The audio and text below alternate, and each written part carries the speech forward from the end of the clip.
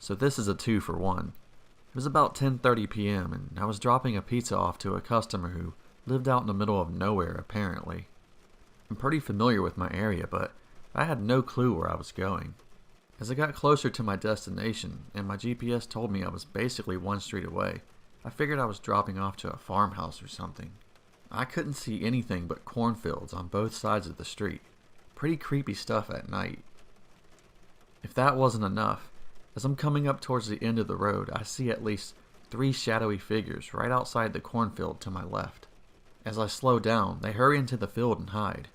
It freaks me the hell out, but my first and only thought is that it's some dumb teenagers trying to mess around. Or at least I'm hoping it is. I go on with my business, pretending it doesn't bother me at all. I finally find the ghost farm and make my delivery. The customer looks like how you'd expect, but he's pretty cool and I'm comfortable enough to tell him I saw people hiding in the cornfield. He just laughed it off and said it's probably a bunch of kids with nothing better to do. Which was my first thought, so I didn't feel as creeped out, but it's still pretty damn creepy.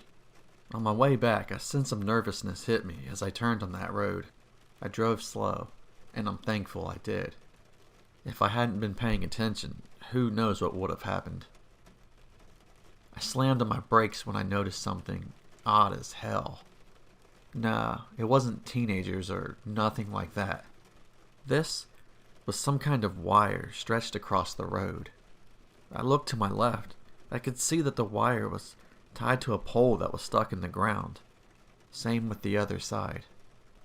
That's when it hit me. Whoever was sneaking through the cornfield probably had something to do with this. I didn't know what to do. I wasn't about to risk getting out of my car and trying to take this thing apart. Screw that. I don't know what these people are capable of and willing to do. So I just slowly drove through, listening to this wire slide against my car, making screeching noises. Once I was in the clear, I spat off and called the police. I don't know what kind of damage could have happened if I didn't see it and I was going at normal speed. I don't even know what kind of sick person would think of something like that. I'm just glad I'm safe and able to live to share this story.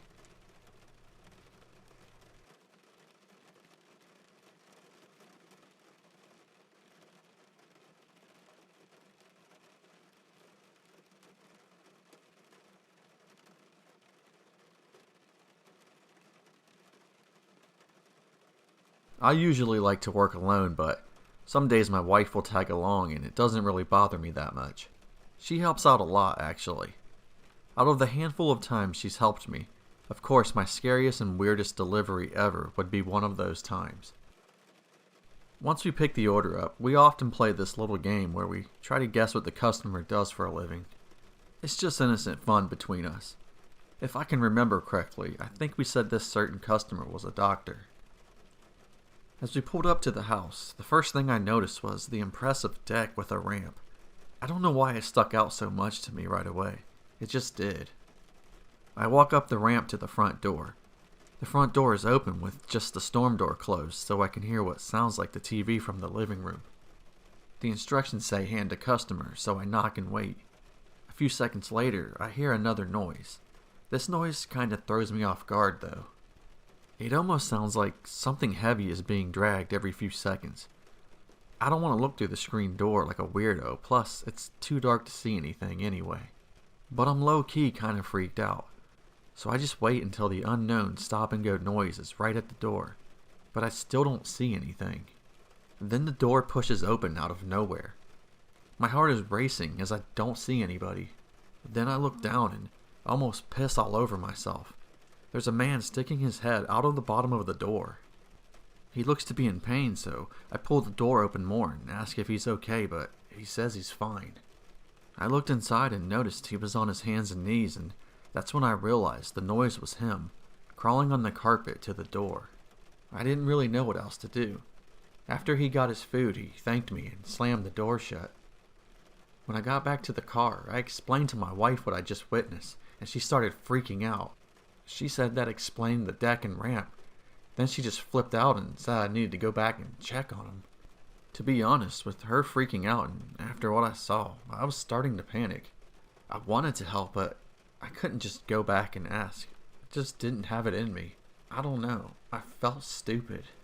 So I called support and told them what I witnessed and asked if they would reach out and make sure he was okay. But of course, they told me if I felt it was an emergency to hang up and call 911, which I didn't. I mean, the guy seemed more angry or embarrassed than anything. It was me that was shocked at what the hell I saw. So maybe he did need help, or maybe he just wasn't right in the head. All I know is it was creepy.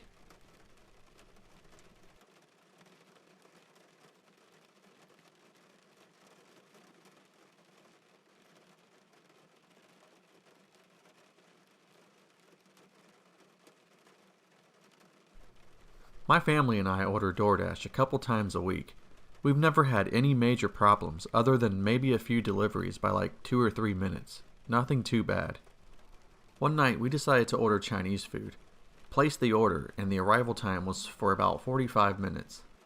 I make sure to set my delivery instructions to hand the customer just because I don't really care to have my food on the ground when I can take the extra steps just to open the door and grab it myself. Plus, COVID doesn't really bother me, so if I have to put a mask on in my own house to answer the door, then whatever. Anyway, I get a text from the driver letting me know he's about 5 minutes away. Cool. So I start getting the dinner table ready. A few minutes later, I get another text.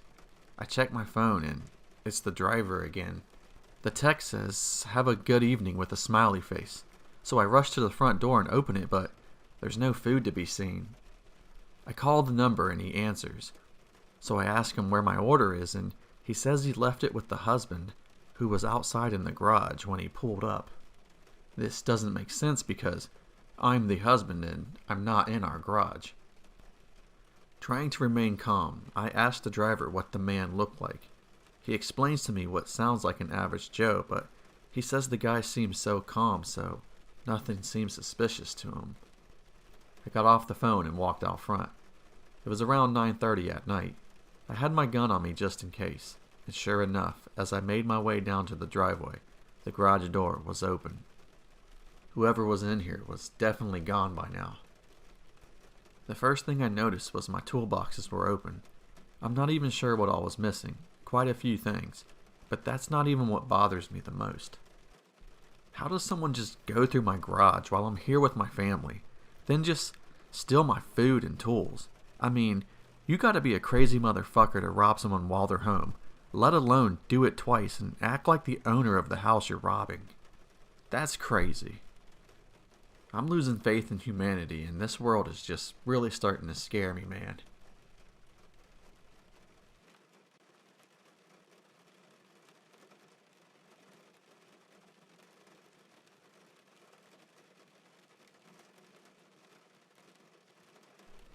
This is my most terrifying delivery with probably the best timing possible.